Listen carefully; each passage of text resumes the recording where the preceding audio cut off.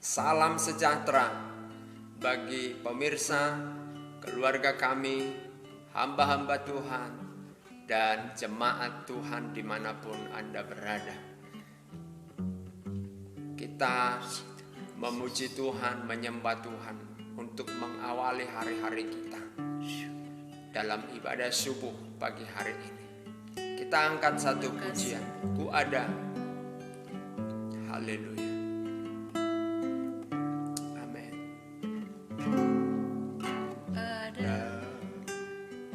Sebab anugerah-Mu ku ada, karena kasih-Mu Tuhan Yesus, ku berterima kasih buat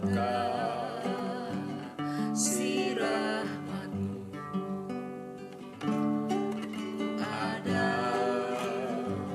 Sebab anugerah-Mu, Amin. ku ada,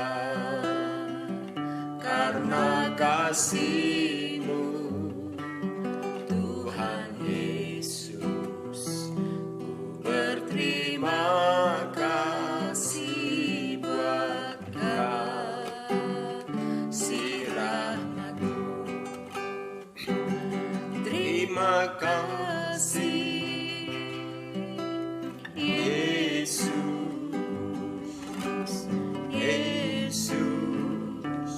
terima kasih, hanya anugerah-Mu buat hidupku sekarang. Ku kan memuji-Mu selamanya. Ku ada, sebab anugerah-Mu ku ada, karena kasih-Mu Tuhan Yesus, ku berterima kasih buat kasih rahmat-Mu. Terima kasih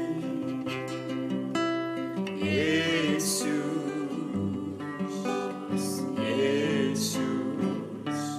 terima kasih, hanya anugerah-Mu buat hidupku sekarang.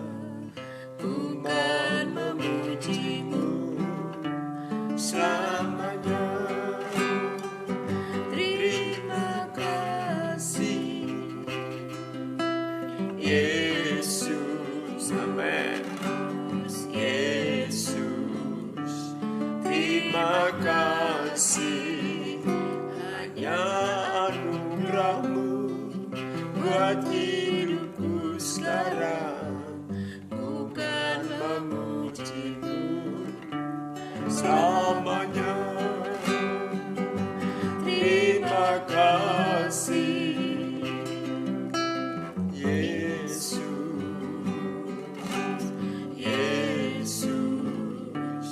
terima kasih, hanya anugerah-Mu buat hidupku sekarang. Ku kan memuji-Mu selamanya.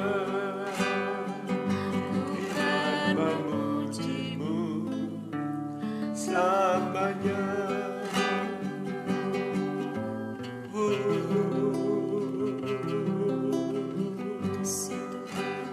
Ku ada sebagaimana ku ada, oleh kemurahan-Mu Tuhan yang kudus, Tuhan yang suci, Tuhan Yesus namanya, nama yang memberkati, nama yang menghidupkan, nama yang menyelamatkan. Terpujilah nama-Mu. Glory, glory, glory. Glory,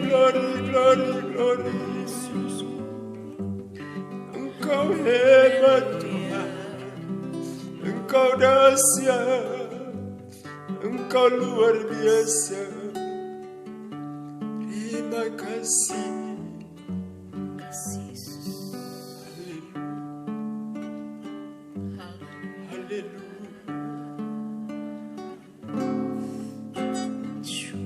Haleluya. Ku sanjung Kau di tempat tinggi, sebab Engkau Imam besar aku. Ku sanjung Kau lebih dari yang lain, dan ku datang menyembahmu, Yesus. Ku sanjung Kau di tempat tinggi, sebab Engkau Imam besar aku. Ku sanjung Kau lebih dari yang lain, dan ku datang menyembahmu, Yesus. Dan ku datang menyembahmu, Tuhan. Kembali pagi hari ini kami datang kepadamu, menyembah, memuji dan mengagungkan kebesaran Tuhan. Kau baik dan sungguh baik bagi kami Tuhan. Sampai hari ini kami boleh ada bukan oleh kekuatan dan kelebihan, bukan karena hikmat kami, bukan karena kehebatan kami secara manusia, tapi semua hanya oleh anugerah bagi kami. Pujian bagi Biar kami terus renungkan kasih dan kebaikan kami mau dengar firman untuk kami terus hidup seturut dengan kehendak dalam nama Yesus. dalam perkataan, pikiran dan perbuatan kami. Biarlah senantiasa boleh memuliakan Tuhan sesuai dengan kebenaran firman-Mu yang kami selalu baca, dengar dan renungkan setiap saat. Terima kasih Tuhan, puji syukur kami persembahkan kepadamu. Kami mau sambut firman-Mu, kuduskan seluruh hidup kami Tuhan. Jemaat-Mu, keluarga kami, saudara-saudara kami, umat-umat Tuhan dimanapun berada, dengan hati yang rindu dan haus akan Engkau pagi hari ini untuk mendengarkan firman-Mu. Berbicara Tuhan bagi kami semuanya. Pengurapan Tuhan khusus bagi kami semua umat-umat-Mu yang ada pagi hari ini. Di dalam nama Tuhan Yesus kami sambut firman-Mu Tuhan. Haleluya, haleluya, amin. Markus pasal 15, Yesus di hadapan Pilatus. Pagi-pagi benar imam-imam kepala bersama tua-tua dan ahli-ahli Taurat dan seluruh mahkamah agama sudah bulat mufakatnya. Mereka membelenggu Yesus lalu membawanya dan menyerahkannya kepada Pilatus. Pilatus bertanya kepadanya, "Engkaukah raja orang Yahudi?" Jawab Yesus, "Engkau sendiri mengatakannya." Lalu imam-imam kepala mengajukan banyak tuduhan terhadap dia. Pilatus bertanya pula kepadanya, katanya, "Tidakkah engkau memberi jawab? Lihatlah betapa banyaknya tuduhan mereka terhadap engkau." Tetapi Yesus sama sekali tidak menjawab lagi, sehingga Pilatus merasa heran. Telah menjadi kebiasaan untuk membebaskan satu orang hukuman pada tiap-tiap hari raya itu menurut permintaan orang banyak. Dan pada waktu itu adalah seorang yang bernama Barabas sedang dipenjarakan bersama beberapa orang pemberontak lainnya. Mereka telah melakukan pembunuhan dalam pemberontakan. Maka datanglah orang banyak dan meminta supaya sekarang kebiasaan itu diikuti juga. Pilatus menjawab mereka dan bertanya, "Apakah kamu menghendaki supaya aku bebaskan raja orang Yahudi ini?" Ia memang mengetahui bahwa imam-imam kepala telah menyerahkan Yesus karena dengki. Tetapi imam-imam kepala menghasut orang banyak untuk meminta supaya Barabaslah yang dibebaskannya bagi mereka. Pilatus sekali lagi menjawab dan bertanya kepada mereka, "Jika begitu, apa yang harus kuperbuat dengan orang yang kamu sebut raja orang Yahudi ini?" Maka mereka berteriak lagi, katanya, "Salibkan dia." Lalu Pilatus berkata kepada mereka, Tetapi kejahatan apakah yang telah dilakukannya? Namun mereka makin keras berteriak, salibkan dia. Dan oleh karena Pilatus ingin memuaskan hati orang banyak itu, ia membebaskan Barabas bagi mereka. Tetapi Yesus disesahnya lalu diserahkannya untuk disalibkan. Yesus diolok-olokkan. Kemudian serdadu-serdadu membawa Yesus ke dalam istana, yaitu gedung pengadilan, dan memanggil seluruh pasukan berkumpul. Mereka mengenakan jubah ungu kepadanya, menganyam sebuah mahkota duri dan menaruhnya di atas kepalanya. Kemudian mereka mulai memberi hormat kepadanya. Katanya, salam hai Raja orang Yahudi. Mereka memukul kepalanya dengan bulu dan meludahinya dan berlutut menyembahnya. Sesudah mengolok-olokkan dia, mereka menanggalkan jubah ungu itu daripadanya dan mengenakan pula pakaiannya kepadanya. Yesus disalibkan. Kemudian Yesus dibawa keluar untuk disalibkan. Pada waktu itu lewat seorang yang bernama Simon, orang Kirene, ayah Alexander dan Rufus. Dari Rufus yang baru datang dari luar kota, dan orang itu mereka paksa untuk memikul salib Yesus. Mereka membawa Yesus ke tempat yang bernama Golgota, yang berarti tempat tengkorak. Lalu mereka memberi anggur bercampur mur kepadanya, tetapi ia menolaknya. Kemudian mereka menyalibkan dia, lalu mereka membagi pakaiannya dengan membuang undi atasnya dan menentukan bagian masing-masing. Hari jam 9 ketika ia disalibkan. Dan alasan mengapa ia dihukum disebut pada tulisan yang terpasang di situ, Raja orang Yahudi. Bersama dengan dia disalibkan 2 orang penyamun, seorang di sebelah kanannya dan seorang di sebelah kirinya. Demikian genaplah nas Alkitab yang berbunyi, ia akan terhitung di antara orang-orang durhaka.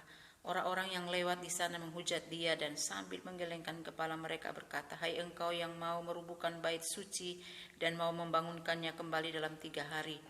Turunlah dari salib itu dan selamatkanlah dirimu. Demikian juga imam-imam kepala bersama-sama ahli Taurat mengolok-olokkan dia di antara mereka sendiri dan mereka berkata, orang lain ia selamatkan tetapi dirinya sendiri tidak dapat ia selamatkan. Baiklah Mesias, Raja Israel itu turun dari salib itu, supaya kita lihat dan percaya bahwa kedua orang yang disalibkan bersama-sama dengan dia mencela dia juga. Yesus mati. Pada jam 12 kegelapan meliputi seluruh daerah itu dan berlangsung sampai jam 3. Dan pada jam 3 berserulah Yesus dengan suara nyaring, Eloi, Eloi, lama sabachthani, yang berarti Allahku, Allahku, mengapa engkau meninggalkan aku? Mendengar itu, beberapa orang yang berdiri di situ berkata, lihat, ia memanggil Elia. Maka datanglah seorang dengan bunga karang, mencelupkannya ke dalam anggur asam, lalu mencucukkannya pada sebatang bulu dan memberi Yesus minum, serta berkata, baiklah kita tunggu dan melihat apakah Elia datang untuk menurunkan dia. Lalu berserulah Yesus dengan suara nyaring dan menyerahkan nyawanya. Ketika itu tabir bait suci terbelah 2 dari atas sampai ke bawah. Waktu kepala pasukan yang berdiri berhadapan dengan dia melihat matinya demikian, berkatalah ia, sungguh orang ini adalah anak Allah. Ada juga beberapa perempuan yang melihat dari jauh, di antaranya Maria Magdalena, Maria ibu Yakobus muda dan Yoses serta Salome. Mereka semuanya telah mengikut Yesus dan melayaninya waktu ia di Galilea, dan ada juga di situ banyak perempuan lain yang telah datang ke Yerusalem bersama-sama dengan Yesus. Yesus dikuburkan. Sementara itu hari mulai malam, dan hari itu adalah hari persiapan, yaitu hari menjelang Sabat. Karena itu Yusuf orang Arimatea, seorang anggota majelis besar yang terkemuka, yang juga menanti-nantikan kerajaan Allah, memberanikan diri menghadap Pilatus dan meminta mayat Yesus. Pilatus heran waktu mendengar bahwa Yesus sudah mati. Maka ia memanggil kepala pasukan dan bertanya kepadanya, apakah Yesus sudah mati? Sesudah didengarnya keterangan kepala pasukan, ia berkenan memberikan mayat itu kepada Yusuf. Yusuf pun membeli kain lenan, kemudian ia menurunkan mayat Yesus dari salib dan mengapaninya dengan kain lenan itu. Lalu ia membaringkan dia di dalam kubur yang digali di dalam bukit batu. Kemudian digulingkannya sebuah batu ke pintu kubur itu. Maria Magdalena dan Maria ibu Yoses melihat di mana Yesus dibaringkan. Bapak Ibu yang diberkati oleh Tuhan, kita membaca Markus pasal 15 ini tentang Yesus disalibkan, Yesus mati dan Yesus dikuburkan. Jadi disalibkan dulu, setelah mati, dinyatakan dia telah mati, maka datanglah Yusuf dari Arimatea, mengambil mayat Yesus, mengapaninya dengan buru-buru, sebab hari itu hari persiapan Sabat. Dan hukum bangsa Israel, hari Sabat tidak bisa memegang mayat, mengerjakan sesuatu. Jadi harus dikerjakan dengan buru-buru.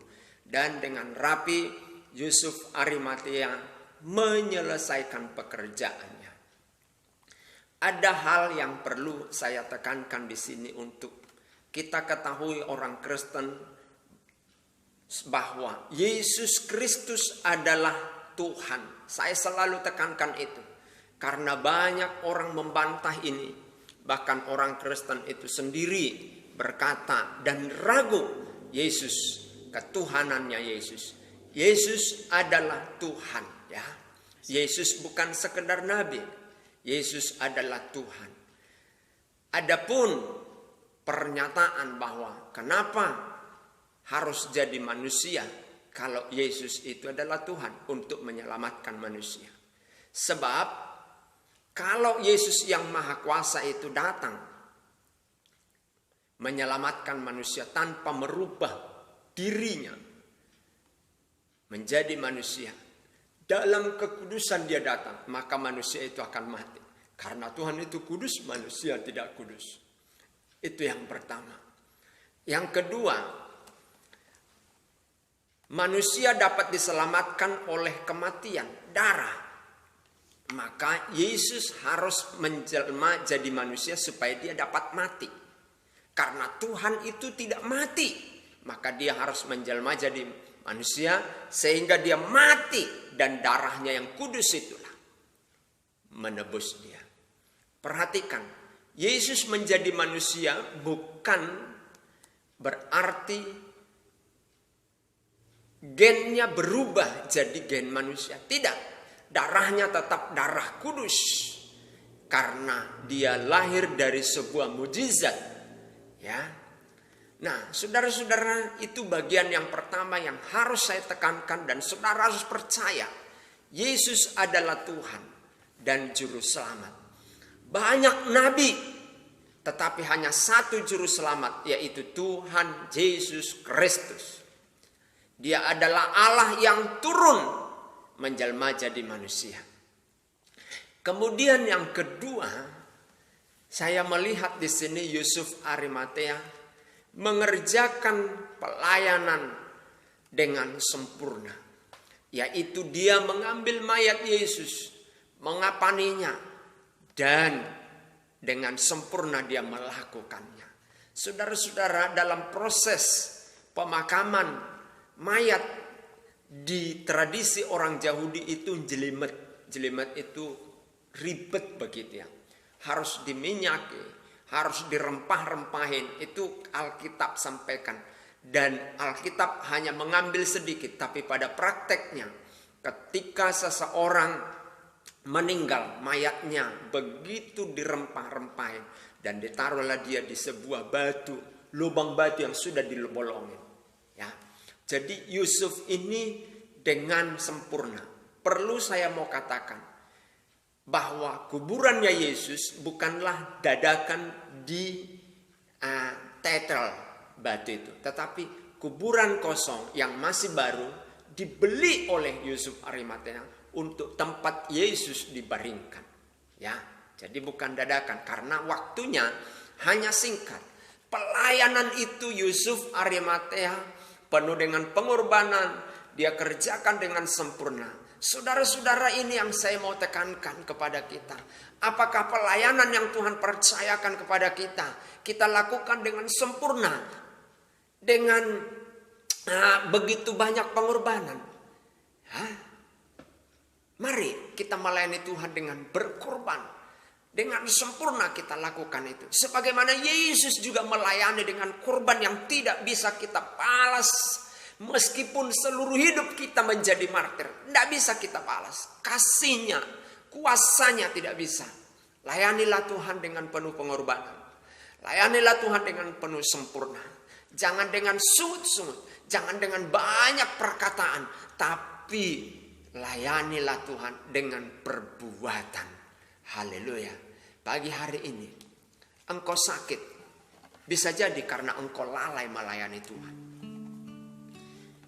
Engkau mengalami kesulitan, bisa saja karena engkau lalai melakukan panggilan. Pagi hari ini saya ingatkan saudara, melalui Markus pasal 15 ini, mari kita layani Tuhan dengan penuh pengorbanan. Ke gereja itu perlu pengorbanan. Suami istri sebelum berangkat ke gereja, oleh karena sebuah masalah kecil menjadi masalah besar, hati gak enak, bisa saja. Tapi coba belajar menguasai hati kita, manajemen hati kita. Ada banyak di sekitar kita membuat hati kita jengkel, tapi layani Tuhan dengan sempurna. Jangan ikuti kejengkelan hatimu. Sebab apa? Itu adalah ulah dari iblis untuk menggagalkan engkau melayani Tuhan dengan sempurna. Suamimu layani dengan baik, rumah tanggamu layani dengan baik, gereja pelayanan jemaat layani dengan baik. Dan jangan ikuti segala perbuatan-perbuatan yang menghalangi engkau untuk hatimu tulus dan sejahtera melayani Tuhan. Mari, sempurnalah seperti Yusuf dari Arimatea. Dia korbankan semua hartanya, membeli rempah-rempah, membeli kain kafan. Itu bukan barang mudah saudara, tapi dia lakukan itu. Dia berkorban waktu, berkorban tenaga, berkorban pikiran. Pendeta paling banyak berkorban perasaan. Pendeta kurus, jemaatnya ngomongin, malu-maluin jemaat, kayak enggak dikasih makan.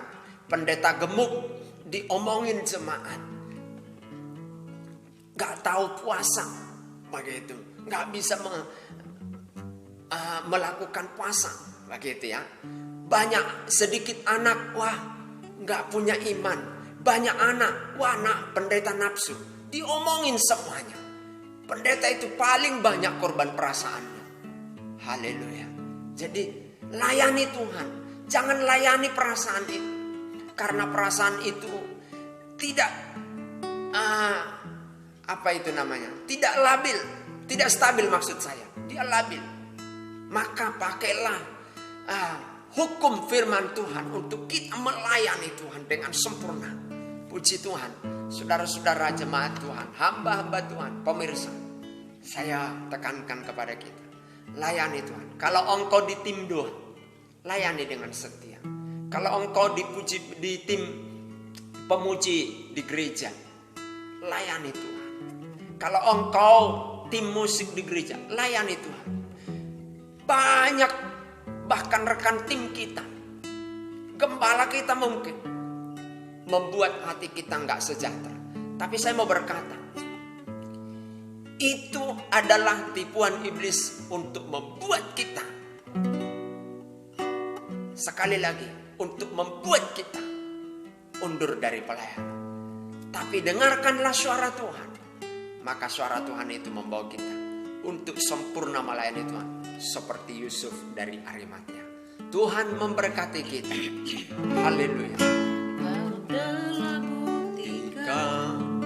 Cintamu padaku, kau membayarku dengan hidupmu.